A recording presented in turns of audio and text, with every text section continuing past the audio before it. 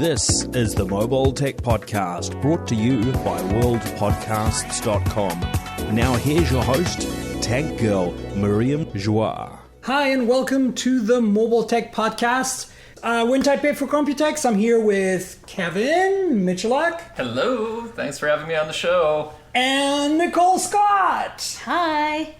Yay, so this is kind of cool. This is my first kind of like live in one room podcast with a bunch of people for this edition of the podcast anyway. And it's exciting because it's kind of much more interactive, right? Yeah. So let me bring up some of the topics we wanted to discuss. We're here at Computex, all of us, right? So obviously a bunch of announcements. The things I want to talk to maybe start with is not related to Computex. It's the fact that the reason I ran into you really, and you said, hey, how do you like your KEYone? I got a KEYone this week, just before coming to Taiwan, and I like it a lot. The new BlackBerry KEYone, you're back on a hardware keyboard. Yeah. Getting used to it again. Yeah, and so Getting used to it again. And because you are the guru of all things BlackBerry still, in many ways. Yeah, CrackBerry Kevin is out of retirement this year. I didn't see that coming at all. Really? You didn't? I mean, no, but wait. That's a story we should tell. But even with the Priv and stuff, you didn't think... I mean, I killed CrackBerry Kevin off 3 years ago. That was a sight. I mean, look, we got really excited about BlackBerry 10 back in 2013. Right. You know, once the apps didn't come, you knew the carrier support evaporated, and it was going to be a world of hurt. So for me personally, I mean, I've moved on, right? I've been...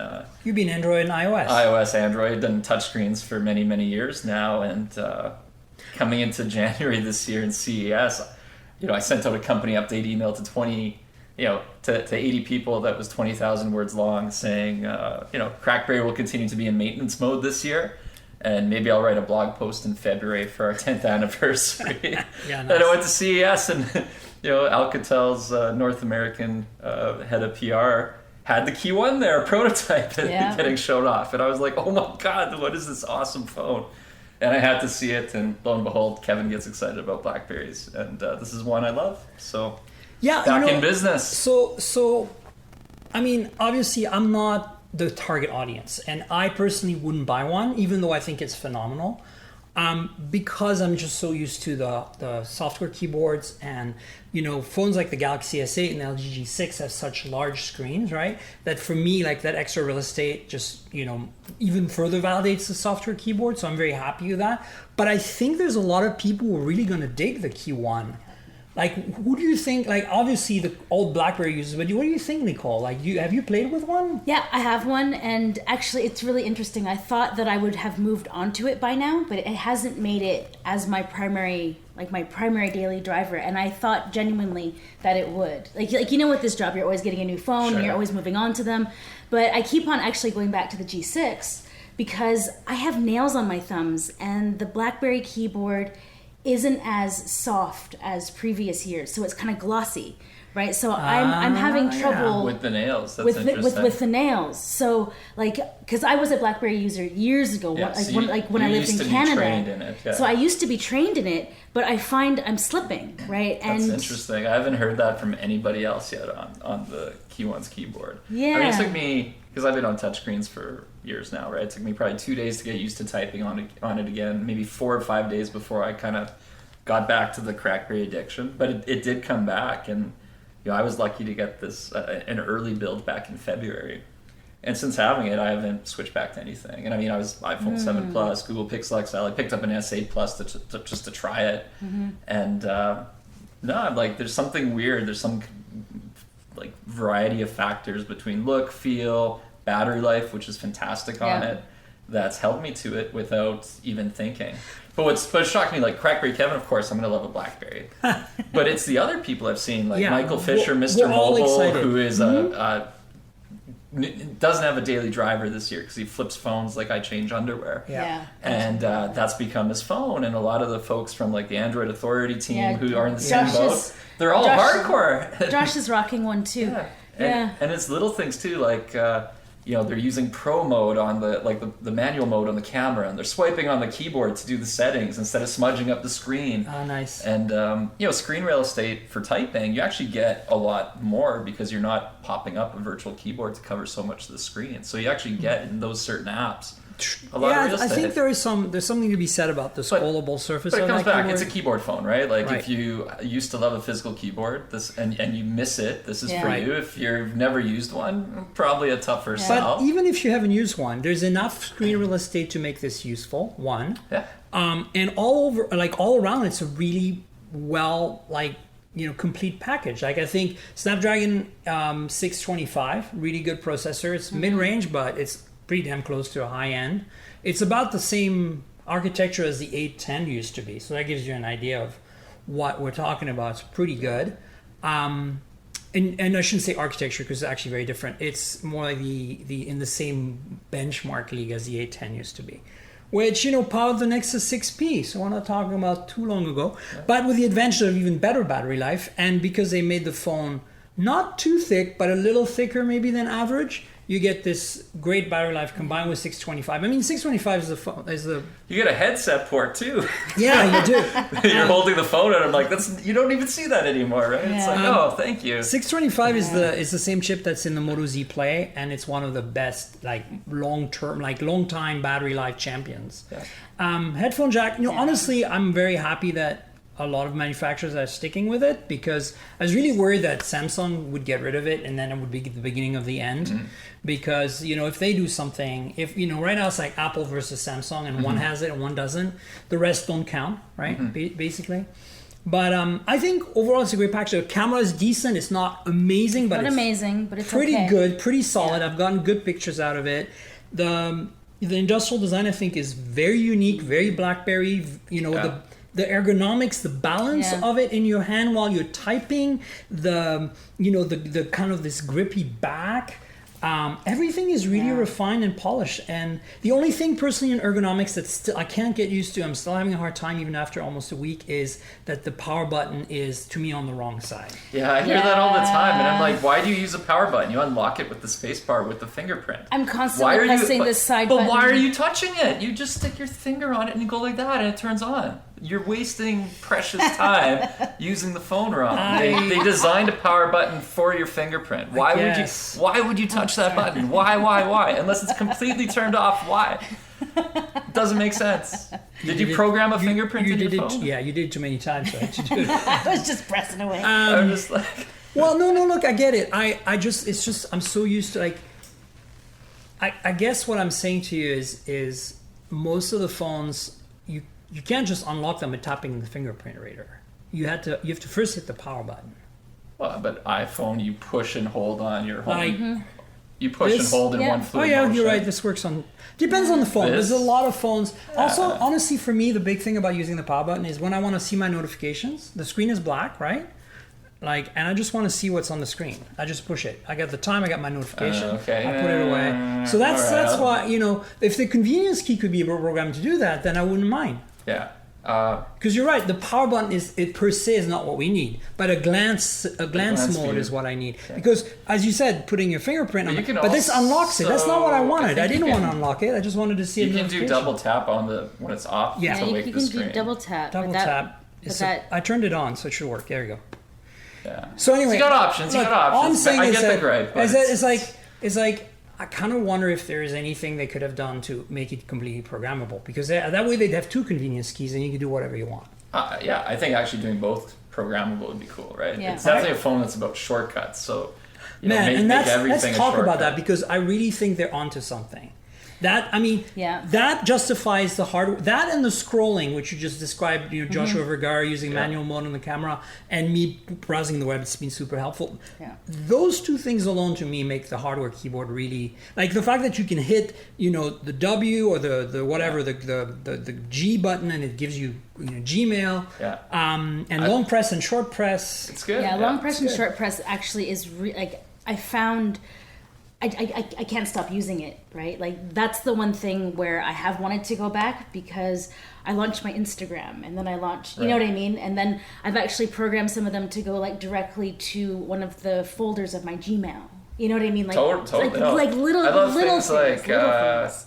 if you program your H button to be home, but it's going to open up Google Maps and put in your home address. Right. Yeah, That's cool. That's like drunk proofing your phone. And you know what? Right? The shortcuts are great too. Like all these shortcuts that you have options to access, like turn on airplane mode, all this settings type stuff, which, and in that sense, I think it's really well done.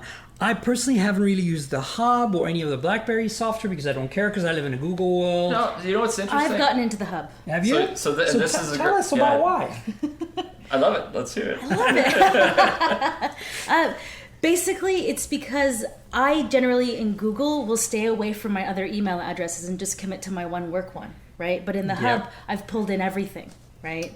So then, like, I'm a lot more on top of some of my like other things that are more desktop oriented, right? So like, I'll sit down on my computer and I'll deal with a lot of different like workflow stuff because I just keep Gmail to Gmail, right? It's just my Gmail and that's it. See, I love that, and this is what I love about this phone compared to say BlackBerry 10 or BlackBerry OS before is the flexibility. So for me, I love the concept of the Hub. For a lot of people, I'm not a Hub user. I remove it. I had no idea. And the reason is, we all have like digital ADD these days because we have too much stuff.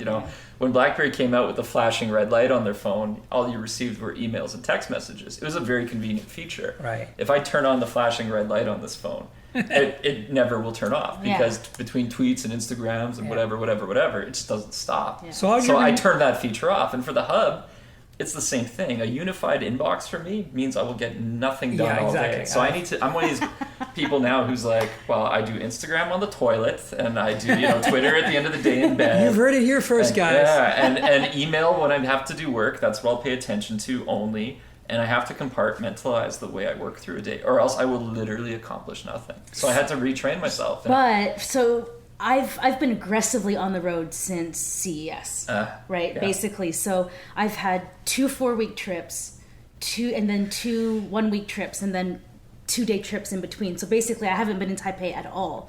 So this feature is why it though I haven't moved on to it as my dedicated handset, it's been my secondary one. So I pull it out at airports. Interesting. Right? Management by BlackBerry. You're running the biz from the phone instead of a computer. I'm running the biz from the phone. That's right? awesome. So that's great. Like, it hasn't made it as my primary daily driver, but it's my second phone. Yeah, right? I get it. Yeah, so I mean, it's made it in, right? It's definitely made it into my... It's made it into my bag, but it hasn't made it into my SIM card. What I love, what has me excited is obviously this is the first new BlackBerry from this TCL licensing agreement, and I think you said it earlier, right? Like, it looks and feels like a BlackBerry, and it does. And that's what got me excited because again, I didn't know what was going to happen, right? And when I picked this phone up in January at CES, I was like, oh, it's a BlackBerry, like whatever else, it's a BlackBerry. And then as I've used it, I'm like, okay, it's the best BlackBerry I've ever had because I don't need to carry a second phone anymore to have a great BlackBerry experience. Is I think it's the best BlackBerry ever of all times. I mean, forget the Bold 9000, which I think was the best for a long time. Agreed. Yeah, that was at the time an amazing phone with attitude. It was awesome. Do you think the keyboard, like how you're a BlackBerry expert? Yeah. Where does the keyboard rate in the world of BlackBerry? Very good question. I can't. I mean, I've used them all, but it's so long ago. I don't know. It's a very good question. So I actually rank it as like a number 2, number 3, but there's like a caveat to it. And a lot of people listening, because I will repost your podcast to CrackBerry, and then you're going to get a lot of people chiming in. They're going to say, well, I love the keyboard on the Passport, right? And the Passport is this really super big, wide, different device. But the reason they love it is because when your hands are kind of far apart, it's quite comfortable to hold. And me as a utility person, like form over... function over form, fashion over...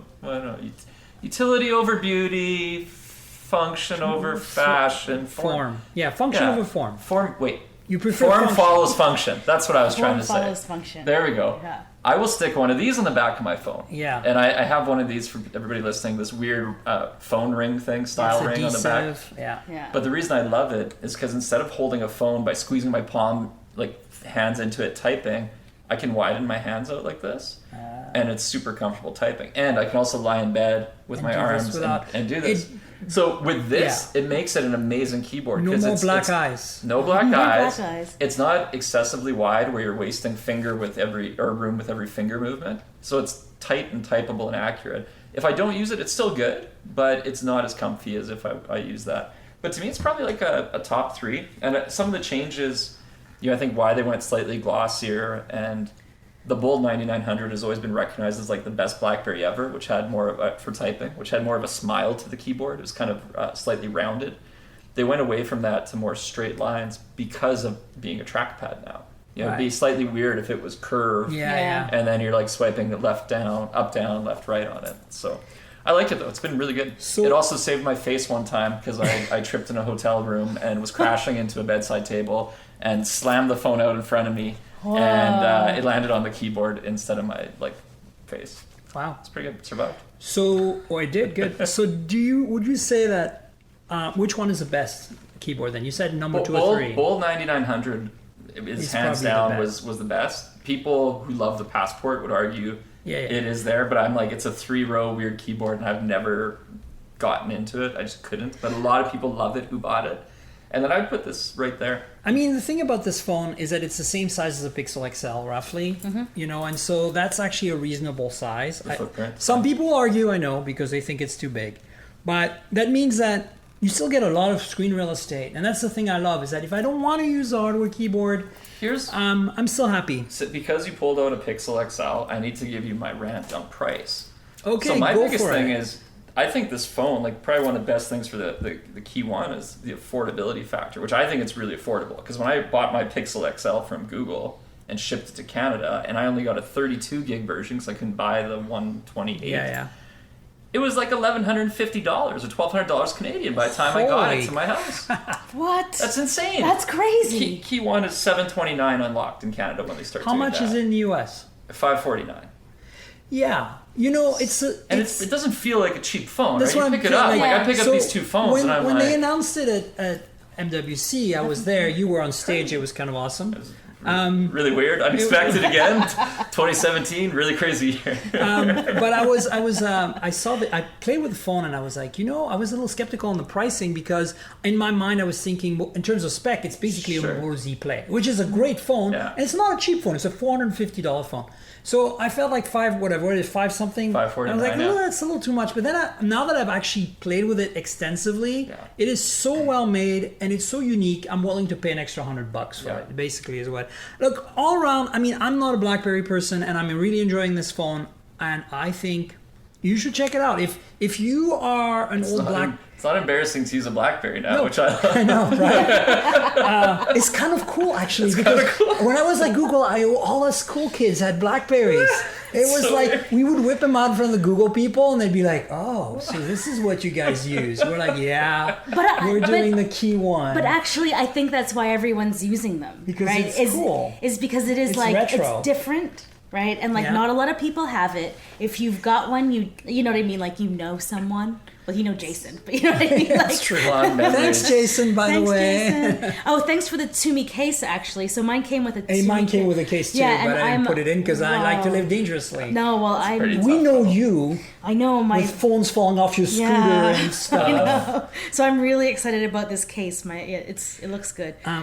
But I really feel ergonomically, it's a delightful phone, and I think that spec wise, it's just the right balance of everything. It's not super high but everything has been just reduced down to like 80-90% of a flagship, and it's plenty good enough for the kind of, especially for what they're aiming for. This era, enterprise, different battle. Right? Enterprise, power users. I mean, exactly. The thing that I love about this phone is, and they've said there's a portfolio of devices coming, right? So this isn't like a one-off and you won't see another BlackBerry. And obviously they're going to make some that are full touchscreen and some that are keyboard phones. I don't think it's just going to be all keyboard. If they lean into this notion of we will never build you a phone that doesn't have huge battery life, that you pick it up and you're like, this thing's solid and you could throw it against the wall and it doesn't break. Couple in the security story. Now they have a niche that's there for years to come, right? It's almost like whatever Samsung is doing with their media-centric device, let's force the edge of physics and stretch the glass to the edge. BlackBerry needs to do this. It's like, guys, it's okay if it's a little bit thicker. but you're gonna get benefits for it, right? Yeah, We're gonna make it stronger. We're gonna make the battery life better. Yeah. And I think you're not gonna out Apple, you're not gonna out Samsung, but you're gonna carve a sustainable presence there. And when I look at what just happened with like LG and the G6, that's what they have to do, because it's like, okay, so Samsung's late, G6 gets to hog some of the spotlight at MWC for how long? Yeah, and also, and they didn't even and then nobody cares anymore. As I mentioned when Michael was on the podcast last week, it's like, it was kind of the proto GS8, right? Like the G6 was like gave us an idea of what the Galaxy S8 was going to bring to the table, but didn't quite polish it as much, right? Yeah. I want to transition to the next phone just because I don't want to run out of time. Okay. But the other thing I want to bring up, because we're talking form factors, is kind of like this interstitial moment. I didn't put it in the notes, but you guys seen the leaks from EV Leaks of the V30 from LG? I don't believe it. It's a slider. Remember the chocolate phones from LG? Yeah. But instead of the bottom having a keypad, it has another display. So it goes chunk, and you get an extra little mini display when you slide it, a vertical slider.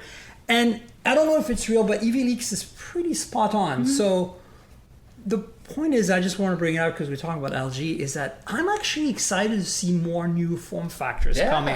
Because now that we know we can make phones that are all screen, right? Yeah. Why not bring on some cool stuff? Remember the N95 dual slider, right? Like imagine you do the thing, but you put capacitive screens. Or maybe, what I want to see again is either a flip QWERTY or bring back the style. Android with a front and a back display. Or have a slider QWERTY like the Torch, but done right. Sure, yeah, I would love to. Or the Priv, I guess. Put another touchscreen on the back of the phone and just make it a little thicker. The Priv was kind of the right thing in that sense, but it was so big and bulky, and it just wasn't that great. Yeah, no, the Priv was. The difference? The Priv was a BlackBerry made for Android users to kind of get them on a BlackBerry. And it's an Android phone for BlackBerry, made for BlackBerry users, which is what they needed to do. You nailed it. They nailed it, because BB10's gone, right? That is like those. There's nobody left there to build anything on it, and nobody's going to resurrect it. So speaking of full screen devices like the G6 and Galaxy S8, we just saw yesterday the announcement of the Essential phone from Andy Rubin and his crew. Andy Rubin is one of the founders of Android. He started. He was at Danger doing the Sidekick before that. The guy is legendary, and so I want your kind of raw takes on that. Well, I like the story of. I was out drinking with a buddy, and we decided we ruined technology in smartphones. So now we're gonna fix it. that was my Cliff Notes, Cole's Notes takeaway of reading the story. That's what he said in his blog post, right? He's like, we were thinking about everything that went wrong. Maybe we could fix it with something. But what is your take on? I mean, there's three key takeaway here for me. Is that we have now a new player that could live or die. As we know, it's a very cutthroat business to be making Android phones. But at the same time, the guy has enough, connections that he can pull it off. Yeah. I mean, if you look at how polished their website is and how far along they are with everything, you look at the size of their team. Yeah, it's already amazing what they pulled off. It's pretty impressive. But what I'm really excited about is not so much that they did similar to the Mi Mix, where the screen go all the way to the edge, but their differentiator, I guess, is that there's a cutout for the front camera, which is very clever. Mm-hmm. But what I'm most excited about, because ultimately the screen real estate is going to be the same as the Galaxy S8 or a G6. I'm excited about the titanium and ceramic. I've been saying for years we need more ceramic phones, and Xiaomi's been doing it. Mm-hmm. Like we're talking industrial ceramics, the stuff they use to coat cylinders in cars. For the space program, that stuff does not shatter. Yeah. You need so much force to shatter that stuff. I don't think it breaks very easily. So I'm excited about that. And titanium means, as they showed in their videos, that if you drop the phone on concrete, you don't get a blemish at all, which right now on aluminum you will get. And to me, that's actually the most common drop I get. It's not so much that I drop it and the glass shatters. It's more like I will drop it from maybe 2 feet height, like I'm sitting, and it falls on polished concrete, and now I have a nick. Yeah. It's not a big nick. It's no big deal. But I'm it's like, there. Damn. Yeah. Whereas titanium is just going to bounce right off. Yeah. So that's got me excited. Yeah, I mean, so I don't believe the story is about ceramic, to be honest with you. Really? You don't buy because I review all the Xiaomi phones, right? And they scratch. Oh, ceramic does scratch. Ceramic scratches. Right? It's strong, but you can scratch it, right? Yeah. So and the Mi Mix, this is the slipperiest phone that's ever been made. Really? Right? And I like carry it around with gloves because I'm afraid that I'm gonna break. And I only bring it out to do like comparisons with other phones, and then I put it back into its case and I put it away because it has ceramic around the edge. Yeah. Right? I'll be Well, curious. that's the thing. This does not have ceramic around it. Yeah, It's titanium so this around doesn't it. have ceramic around the edge, right? So that's one up on the Mi Mix, right? Because to me, the Mi Mix is not usable because it has ceramic around the edge. And it's also too big. This is a Yeah. 5.7 inch. Yeah, It's going to be that's the true. same size as the G6 and the small Galaxy S8. Yeah. And I'm really super excited. Where is that? About that green emerald Oh, color. I like that. That was my Okay, favorite yeah, part. I was okay. like, nice. That's beautiful. It's Yeah. true. The That was gold a class. accent That's with a the gold classy there. That's a phone. classy phone. Very, very Asian. They said coming soon, but I'm like, no, you got to lead with that color. It's a Lead very with it. Lead with that. Yeah, I agree.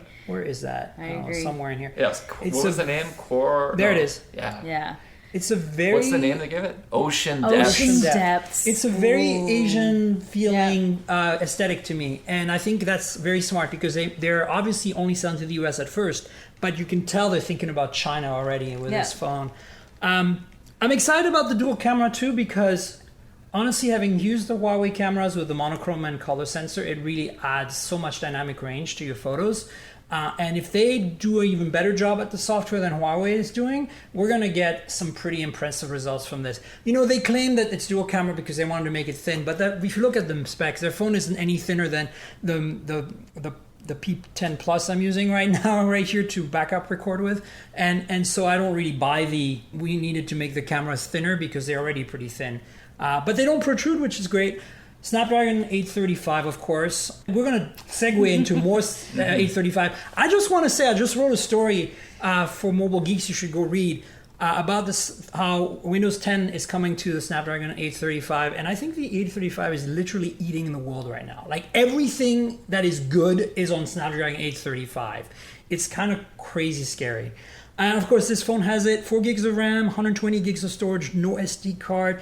And that display, I'm a little vexed that they didn't extend the display all the way to the bottom. Right, at that And point, that seems a little odd, but if you look at the exploded view, you can see they have the SIM holder in there, they have the USB connector, and they might not have the space. But you know what? No headphone jack. Boo. I'm sorry, to me that's really important. I like that there's clearly a vision behind this phone. There is. Right? And I that's think- Andy, right? Yeah, He's always but made here's like the thing. that. I look, one of my complaints about Google Pixel XL, Pixel non-XL. It's so blobby and generic. It is devoid of passion. It is an emotionally dead phone. And when you pay that much money for it, I'm like, I want something that I want to stare at sitting on my You counter. know, this is and I particularly pick it up, true. and I'm just like, oh. And this clearly has like passion behind it, This which is says a lot. even more true now that we have the Galaxy S8, which I think is the first really passionate looking phone from Samsung. Wow, It has a personality. No, I think the seriously. Note 7 was pretty Yeah. awesome, actually. Yeah, There's something but- about the Note 7 I still think,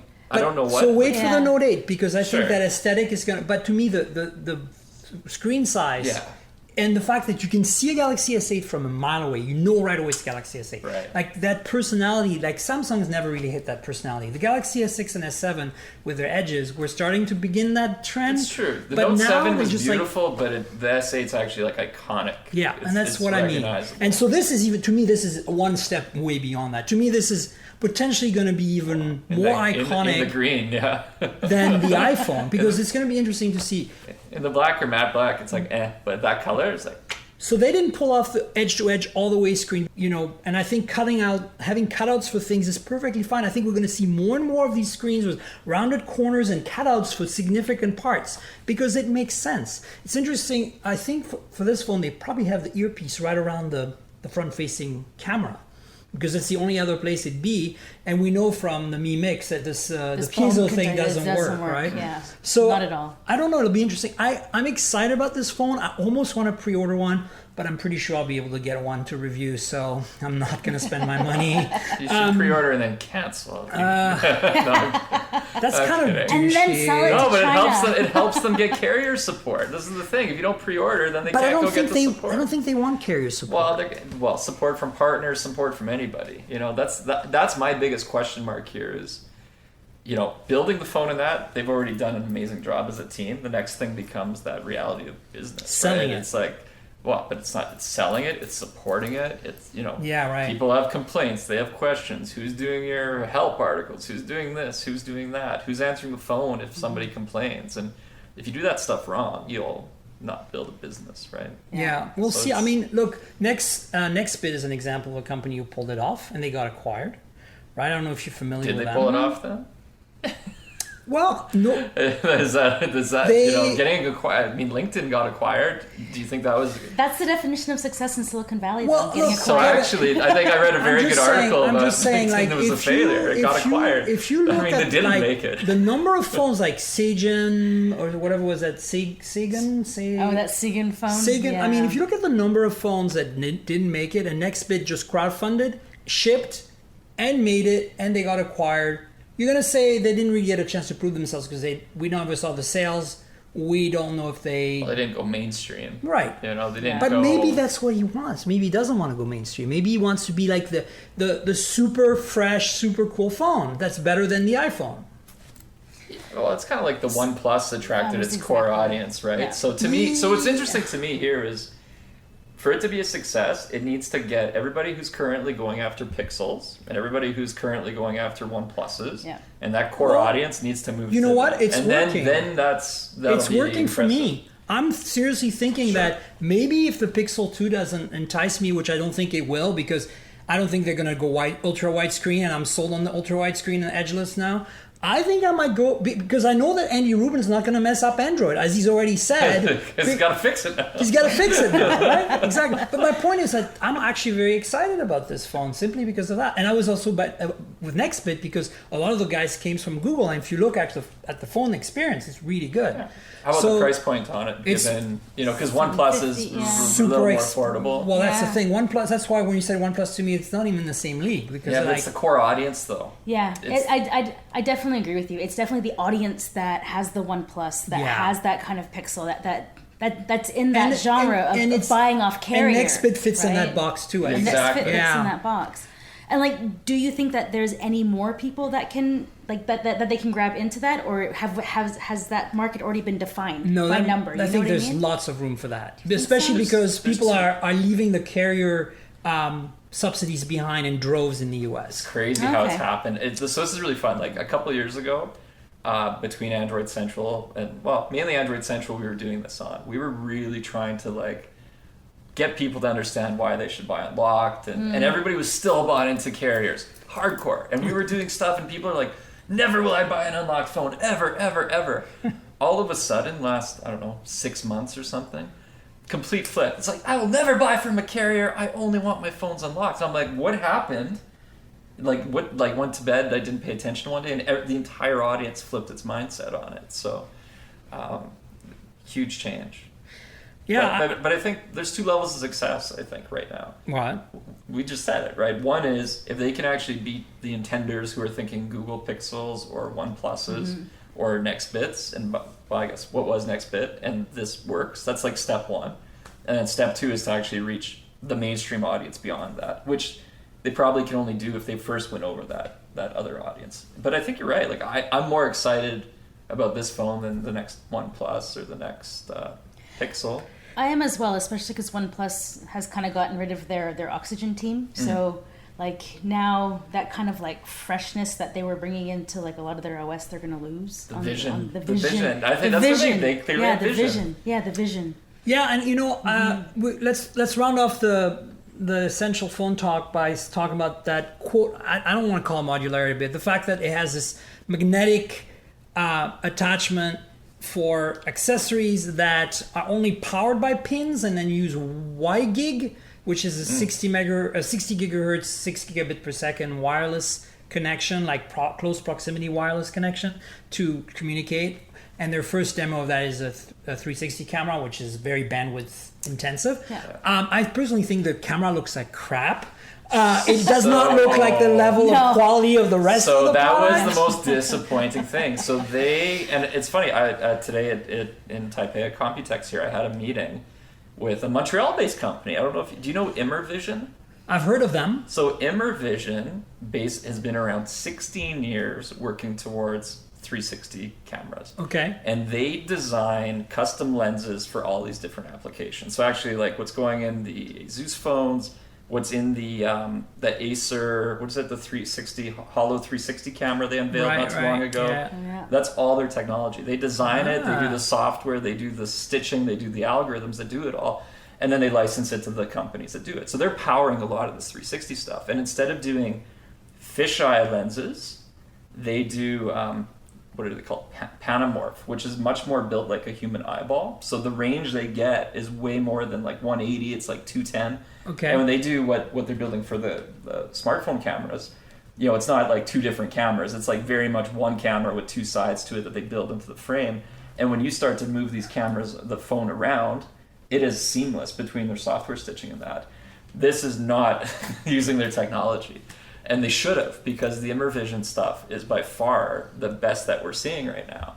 And so I like the accessory they built. I think it's neat, but they picked the wrong technology for their first flagship accessory, because it does look pretty crappy for the 360 cameras. Sorry, rant. It happened today. I was like going through it all, and I'm like, "Are you guys doing that camera?" And they're like, No, and it shows really bad. I mean, beyond the technology, to me, what is kind of egregiously obvious is that it doesn't look like as polished as the phone does. No. And even as their little home, render of their home device, which I don't really want to get into because this is a phone show anyway. Mm-hmm.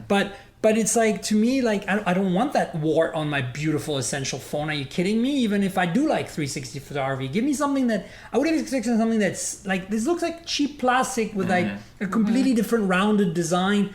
Ugh, like, give us something that fits that industrial design that you just created with this phone. Make it out of ceramic too. Like, it's $199. It's not that cheap. I mean, I know you bundle it for $99 right now, but I don't know. I think that's the most disappointing part to me. I mean, I think the modularity thing is very smart and cool and very interesting implementation. But I think that the first accessory is just blah. Agreed. Yeah. Agreed. And then, of course, we don't know much else about it. A lot of hype. We're talking about it. They succeeded. We kind of have to. I mean, we knew this was coming. And I've been looking forward to it. My initial disappointments, if I have any, is I wish it had been full edgeless. And I wish it had headphone jacks somehow. And the rest, but I'm very excited about the ceramic and titanium. I'm excited about the specs and the dual camera being half monochrome. I'm excited about this modularity thing, even if I end up never using it. I don't even buy for a second the upgradability part. Forget it. I keep my phones a month, so I don't really care. But because this might become my daily driver, like the Pixel is my daily driver every year, or the Nexus was in the past, maybe I'll keep it a year, so maybe it'll come in handy. I don't know. It'll probably look crap because it's ceramic. I'm still not sold. It's interesting. I'm having flashbacks, and my wife has a couple of nice, and they're expensive ceramic watches. Now they've like never Rados or something. Bell and Ross and Chanel. Okay. So expensive. And she beats the hell out of everything. And she's never shattered a link, but I've definitely noticed on the Chanel scratches. Ceramic, there's like micro. They're not deep, but they're not deep. And I don't know if you get them out. I've never thought to be like. You need diamond to get those out. You need to recut it. So they definitely. Yeah. So do you have ceramic stuff then? Like the Mi Mix gets ugly. Well, no. So far I have no scratches on the Mi Mix because I'm so careful with it. You handle it with white gloves. I basically handle it with white gloves.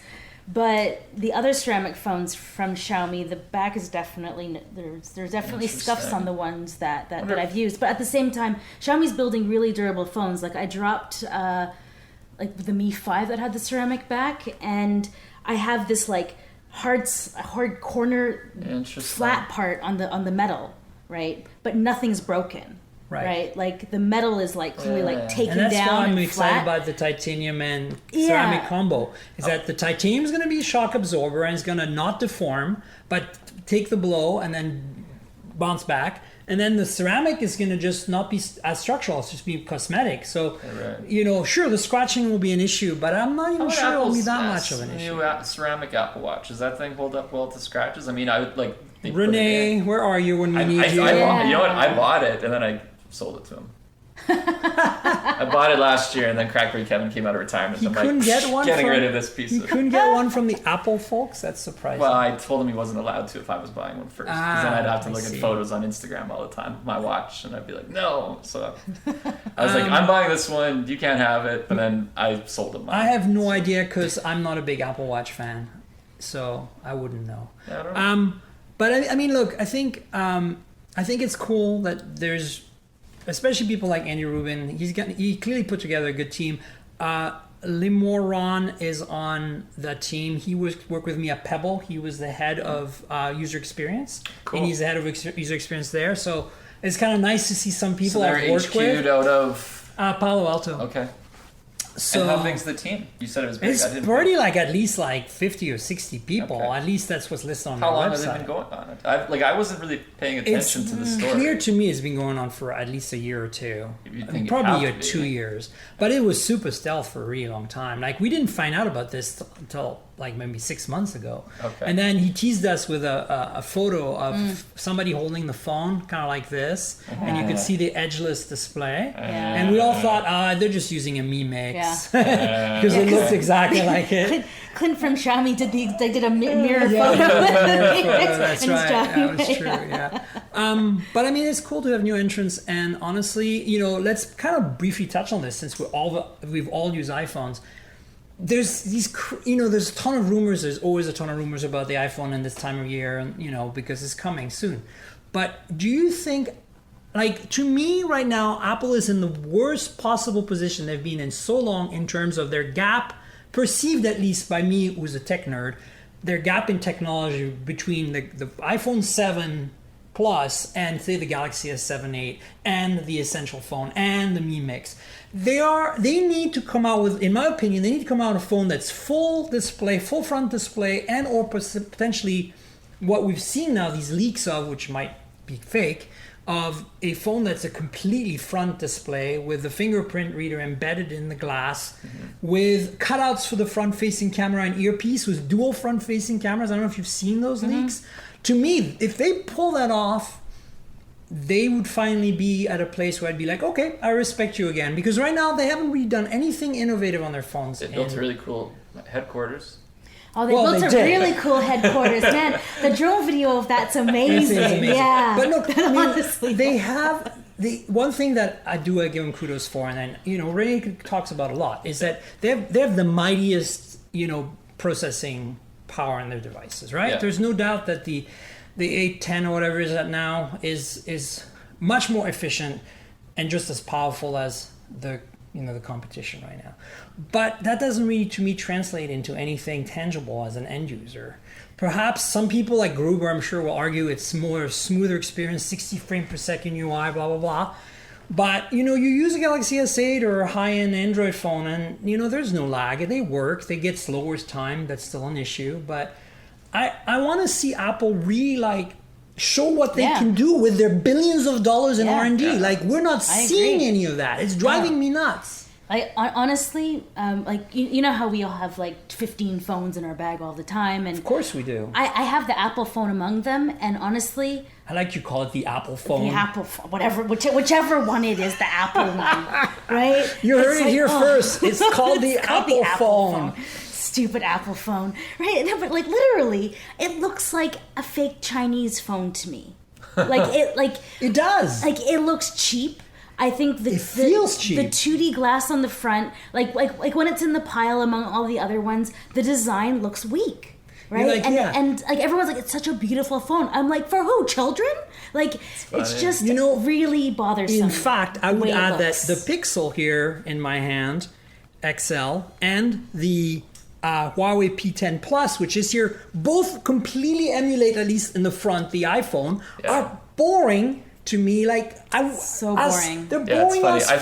I was an iPhone when he first pulled it out. Yeah, I was like, too. oh, okay, she's got an iPhone. Oh, she's got an iPhone. I'm like, oh, no. I would never. I do have an iPhone. It's sitting over there right now.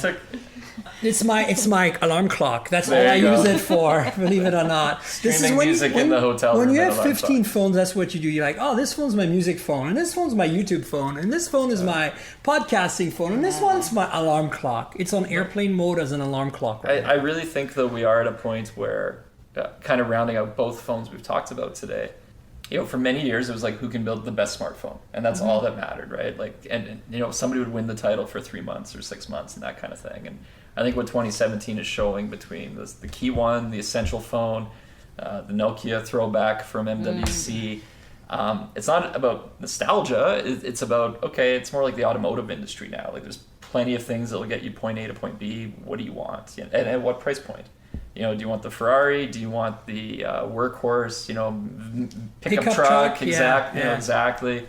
And I think there's room for all of them, right? There's always going to be a couple at the top of the market who are playing the massive brand marketing, mass distribution game, which is, the billions upon billions of dollars. But there's going to be a lot of room for these other players to come in. I think there's tons of room. And I think, I think there's lots of opportunity and innovation in terms of form factor still, because the technologies are enabling that. Like, there's these full front displays that are edgeless, that, navigate around the elements. I think, to me, that's pretty cool. And I want to see more of that. I want to see sliders. I want to see... Totally. Flip phones. Honestly, need to make a comeback. Swiping on physical buttons and then unlocking with your fingerprint in a spacebar, I'm like, magic. Yeah. I'm like, you took something that was now old school, and I'm like, what? Yeah. And why don't their laptops do it? Because I'm like, them embedding the fingerprint sensor in the spacebar on the KEYone was cool. Brilliant. It was brilliant. Yeah. So, speaking of Essential and a Snapdragon 835, there's a big, to me, one of the biggest announcements, because it's fresh from today, but we should talk a little bit about Computex in the next 15 minutes or so. But today, maybe I'll let you tell a story. Nicole, you're the PC person Yes, here. But you attended the event. And I wrote the story. You wrote the story. Qualcomm announced, and Microsoft together announced today that they're going to be making... that they're launching a new platform called the Snapdragon 835 mobile PC or something platform. Mobile PC, yeah. And what it does is basically taking the Snapdragon 835 and cramming it into PCs. At first, that's kind of the quick and dirty, but there's a lot of ramifications behind that are pretty impressive and amazing. So what it really means is we're going to start seeing, I think HP, Asus, and Lenovo have committed to making devices in the next few months that are going to be, instead of running Intel chips, are going to run Windows 10, full on 10, not 10S, and are going to be kind of aimed at the premium 2-in-1, ultra portable market, like essentially us and the business people who use ultra portables, and are going to run Snapdragon 835, and that means gigabit LTE built in on all devices, and always on connectivity, super long battery life, standby that lasts forever, which right now is a big issue on laptops, as you know.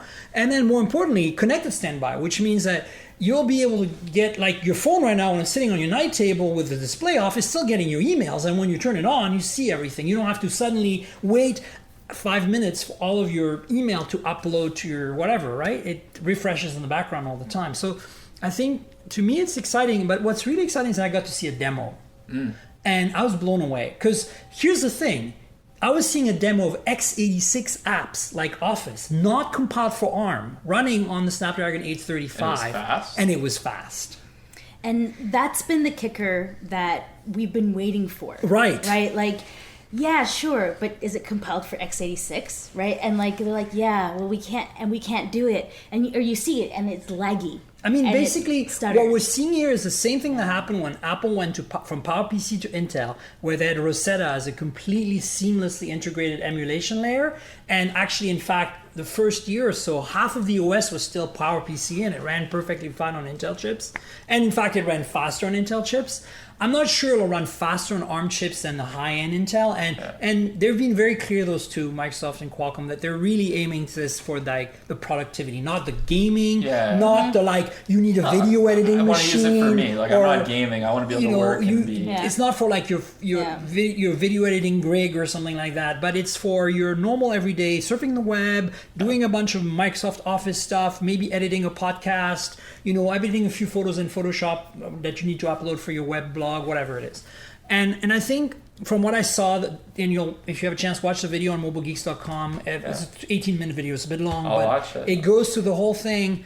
And holy crap, like I was impressed. It ran Office x86 and you couldn't see any lag, any weirdness, any delays. We were in a Microsoft Edge browser, but running like 4K YouTube videos, just like that. That's awesome. And of course with Gigabit LT, they showed like downloading a 1.7 gig file in 40 seconds. See, that's my thing. I'm looking at you have your MacBook here. You know, I have a 15-inch MacBook Pro, the new one with the touch bar, which I feel like my mid-2012 MacBook Pro was a better machine somehow. Yes. But I'm like, why can't I run a SIM card in them?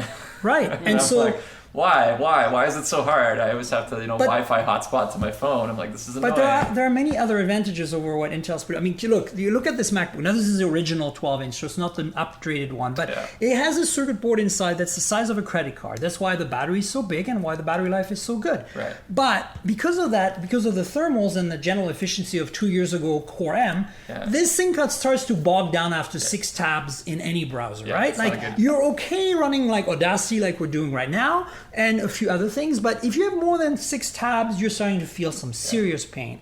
And this thing, I forced them to open more than 6 tabs just to see, and I got every journalist that was in the room's website up at the same time. So not just like your average website, like these sites with like ads and banners and flash, and it just kept up. And you could still scroll seamlessly, and it just worked. Now, I don't know if the Edge they're using is x86 or ARM. He didn't say. But the point is that imagine a device like this MacBook that has even maybe thinner, but now it has twice the battery life, doesn't get as warm, and has LTE built in, and just works all the time. That's what I want. That's what I need. And now, when this came out, I bought the same one. I called it it's like, wow, they succeeded in building a time machine to 2011 performance. Correct. Because I was like, ouch. Like, it's painful sometimes. But honestly, I've gotten to the point where now I know its limitations, so it's fine. Like, rendering that video was like 40 minutes. Oh my god. And I was just like, that's where I really hurt. And I have an accelerator dongle. I'm using an H.264 dongle. So on top of that, so if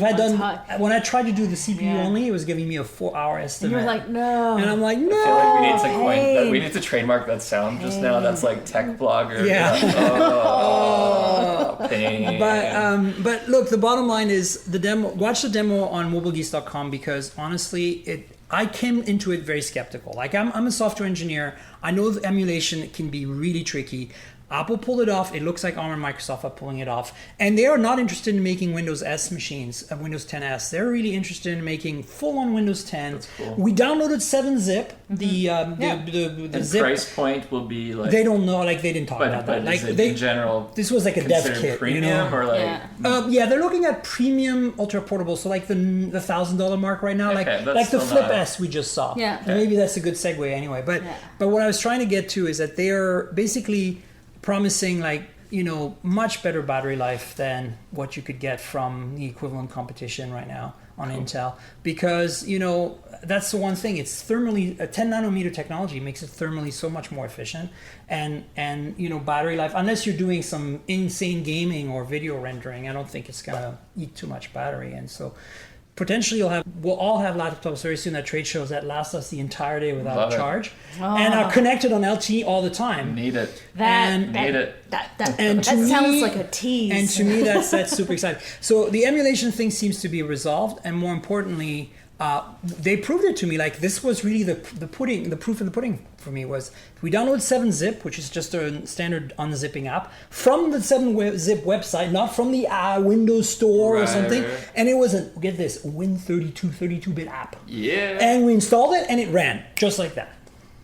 It just didn't feel like we were on a non-Intel machine, is basically my takeaway, and I didn't see any lag. The only time I could see the system getting slightly stressed in when we tried to play 4K video on YouTube.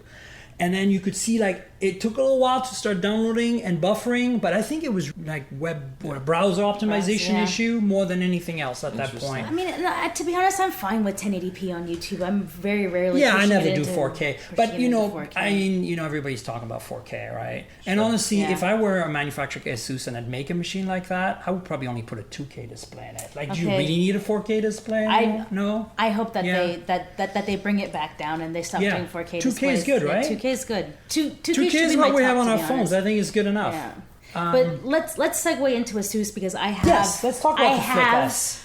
Are you in love? massive gripe. Oh, no, you're not in love. Not in love. Oh, God. Anti-love for this machine, actually.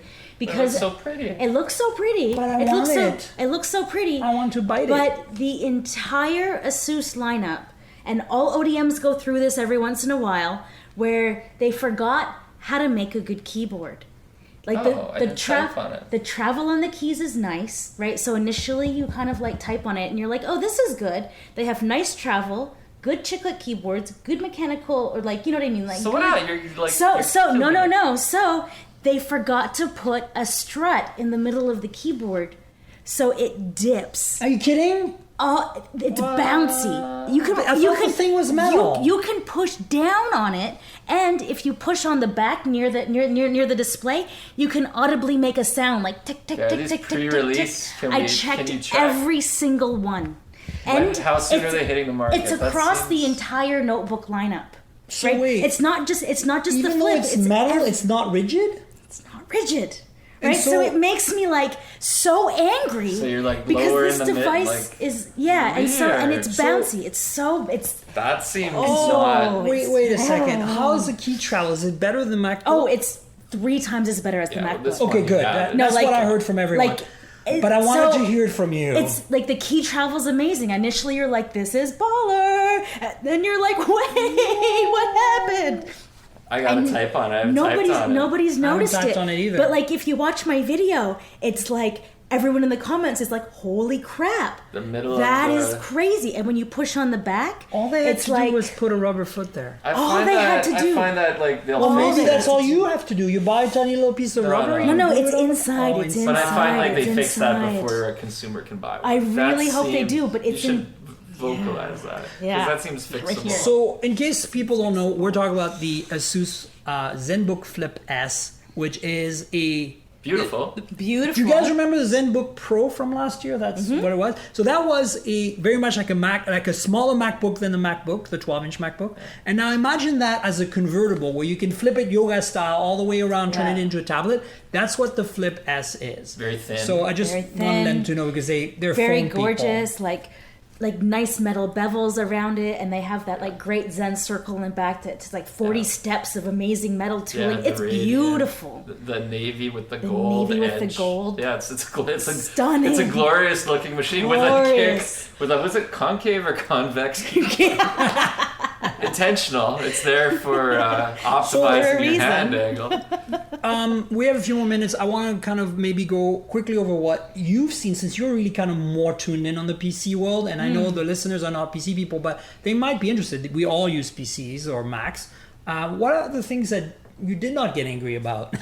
Anything that you felt was like, this is cool, this is new, I'm excited about it? Honestly, the neatest thing that I saw was an accessory, and it was just like a biometric like fingerprint sensor that you could plug into a USB. Plug USB-C and that's it. No, like Just so a they regular just USB. regular USB, and they were coming with USB Type C later. But like, it's just if you are a business person that doesn't want to have to use a Lenovo ThinkPad, you know what I mean? Like, I feel like this is like a nice middle ground to like securing your files on the go. It's just like a tiny like $20 dongle. Nice. But I kind of Brings thought the like convenience. it brings like a whole level of I think the biometrics. Flip S had a fingerprint sensor. sure did. I just saw that. Did? It sure I did. like that. Was it on the They got that on the part side, right. on the edge? Yeah, right on the edge. Nice. I mean, and that like there were so many beautiful things about it. It's just The the blue keyboard and was They gold. gotta so. fix that key. We gotta That's fix the funny. There's no So- choice, obviously. You know it's ASUS, they won't listen to us, sadly.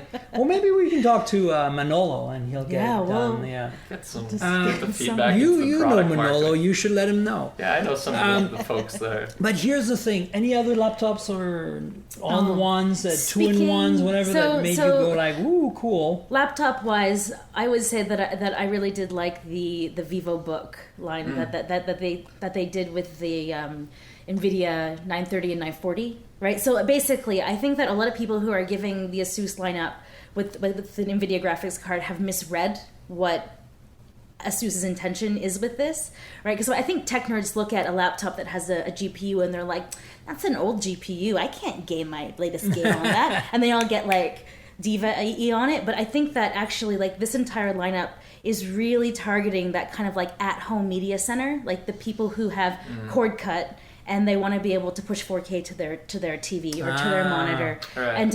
and just to have a really strong media centric laptop for at home portability. Right. People forget that a lot of people never leave their house and use a laptop. I haven't left this hotel yet this week. Right. It's too hot outside. I'm from Canada. I'm like, you should get on the subway to go to Nangang. You don't have to go outside at all, and you can see the show. Are you and like, can I go with you tomorrow morning? Because I'm scared to leave. I'm like, that's where all the manufacturers are, like the big ones, like Microsoft and ASUS and Acer. Okay, I need to go there tomorrow morning. But here's the thing, your badge is an NFC free subway thing. Subway card. I have to pick it up still though. You don't have your badge even? No, I was. Oh my god, that's hilarious. 4 stops. Okay. And then you know what else? Tomorrow if you want to morning. go to the other place, just take a cab. It's $100 new Taiwan dollars. That's what it was. 85. That's what I did. I took a cab up here. That's pretty good. That's great. Cool. So obviously we're still in the middle of Computex. Just so you know, is this day 2, right, or day 1? It's day 2. Yeah, day 2, because we had day 0 was press day. That was ASUS, So and day 1, day 2. Yeah. And there's 3 more days. 3 more days. I mean, my day 1 was also ASUS, so I only You and me both. Yeah, I only basically started. There's like holiday seeing the here, shows. wasn't And- it? Yeah, Like and it was Monday, Tuesday were Dragon holidays. Boat Festival. And it was a holiday in the Dragon Boat. US. I got none of this morning I woke up because it was Tuesday in the US, and all my emails got answered. I got like 50 emails to answer instead of like 10 important emails to answer. It was funniest. But a quick question, actually. Speaking of Computex, what are we? We're done, right? We're not expecting anything else. We're just looking for quirky, cool shit on the floor now. Yeah. the Okay. end. That's what I thought. Trademark that too. Quirky cool shit. Yeah, that's what we need for sure. But anyway, overall, what do you think of this Computex? You haven't been on the show floor. You can't answer I that. love the city of Taipei. Isn't The it people great? here are amazing. I know, So friendly. and the food is good I could just too. move here tomorrow, no I problem. know, Except right? I melt if I leave the hotel or my house. But I liked it. I mean, this Do you show think it was to me. bigger, better? I thought that there was like significant, interesting, forward-thinking technology, like fabric soft sensors, and finally power to light.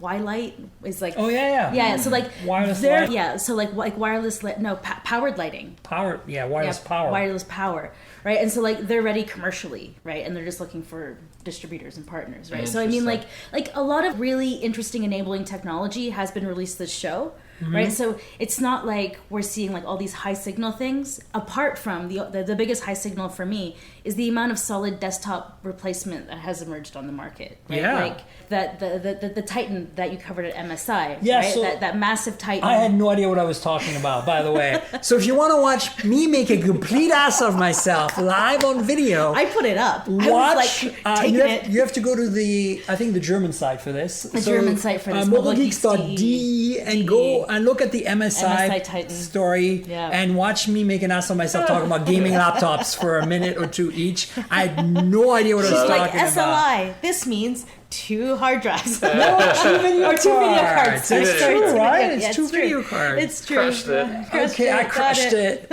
I did edit out a lot of stupid things that when I watched it later, I'm like, I just said that? That was It not happens. right. I mean, I know enough because I worked in video games, but it's just like I don't know what the state of the art is and what hard to and keep that up. that big Titan one like was like 2 inches thick. I'm like, who wants that? But literally, it's that one's straight up a desktop replacement that you can carry around, right? That does uncompromising. it even have a battery?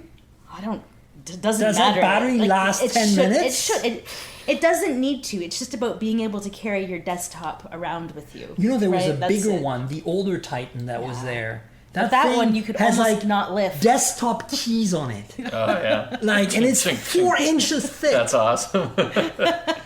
It was, and Are it they weighs making like. them out of titanium and ceramic yet? No. Because that's what we need And next that's year. the other thing that I have to say. Last year, I did a few gaming laptops for you that seemed to make much more sense to me. The Gigabyte ones, they looked like they were business computers with a little bit of color, and they had specs that I felt like, oh, these are light and thin enough that and powerful enough that for video editing, I'd dig one of those. But like those MSI ones are so over the top, like plastics everywhere. Like, well, they're made of metal partially, but it's like it's just like the aesthetics of these things. I don't understand why the gaming laptops have to be so ugly. Razer showed us the way. Why Razer can't did. everyone follow? Yeah. It's funny. A lot of the guys on my team, they've all, they used to be all MacBook Pro people, and now I've seen over the last couple of years this like trend changing. And yeah, one of the guys has the like Alex Dobie switched to the one you just mentioned, the beautiful one, The Razor. the Razor. And I sense like that blacked out look. Yeah. It's beautiful. One of the guys had the Gigabyte. What's it called? Gigabyte. Yeah. And I never. I'm like, Yeah. what? I don't even know what this thing is. What is that? Yeah. And he's like, well, I looked at all these, but for the price point and the specs, it was good. And Yeah. he's doing lots of video editing on Yeah. it. Yeah, and Really for that- likes it, and reasonably priced. And I'm like, cool. What are you know? using right now? I've got the Microsoft Surface Performance Base because I spent $200 on the insurance and they didn't have last year's model to give me, so I got a free upgrade. Performance space was that? Is that? So it's got the big graphics card in it. It's the Surface NVIDIA. Book. Surface Book, yeah. Okay. Yeah. Well, so I was like, the I missed that one. The That's performance fancy. base just means that it's got the bigger graphics card in it. than So last year. from this podcast, you've now learned what we all use when we travel: MacBook 12-inch. Surface Book with the performance base, package. yeah. It's like the AMG version Yes. of the Exactly. of the laptop, and then you're using a 15-inch with Touch Bar. Yeah, which I really want to go back to PC.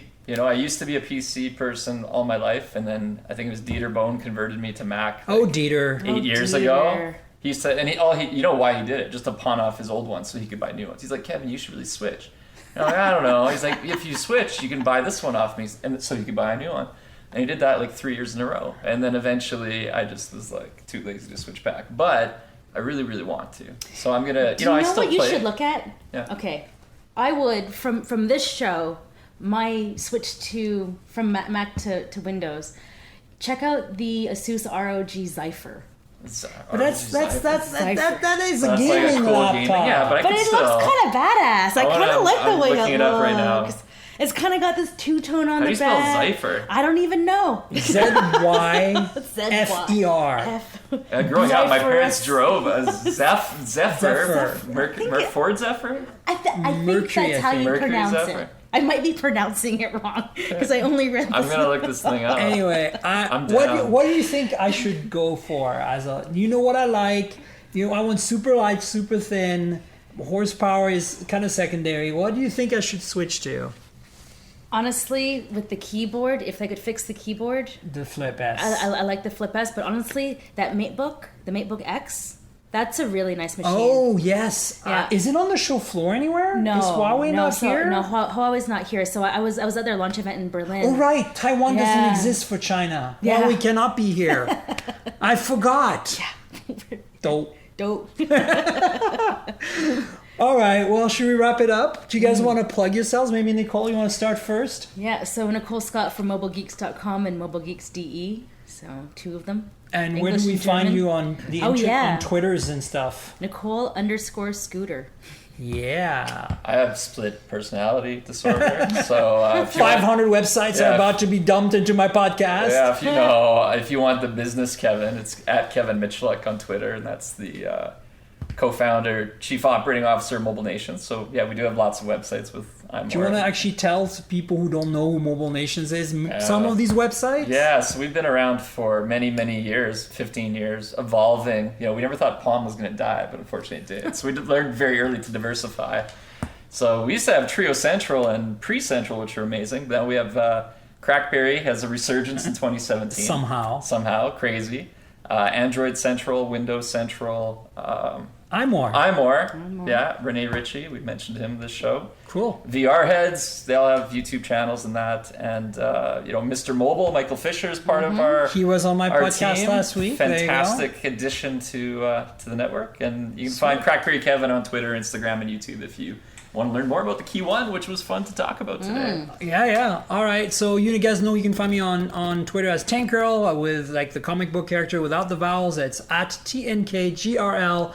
MobileTechPodcast.com is URL for this podcast. If you want to subscribe or whatever, that's the place to go. I want to thank World Podcasts for being the logistics and technical guru of this podcast and making it possible for me to do this every week. Stay tuned. I've got a really cool guest next week. I'll be honest with you. I'm going to be asking Nicole is a phone and PC person. She knows her phones. But the guest I have next week is more of a PC person, but we're going to talk phone. So it'll be very interesting to get a PC-centric view. And I say PC, I mean computer. I feel like you're crushing it with guests already. You've had us on the show, Mr. Mobile. Like you've got. My first guest was Richard Lai. Richard I Lai, figured, Richard. Wow. You're setting the bar pretty high here. Yeah. I know. Well, there you go. Well, thanks, guys. Stay tuned for next week, and that's a wrap. This has been the Mobile Tech Podcast with Tank Girl, proudly presented by worldpodcasts.com. You can visit us online at mobiletechpodcast.com.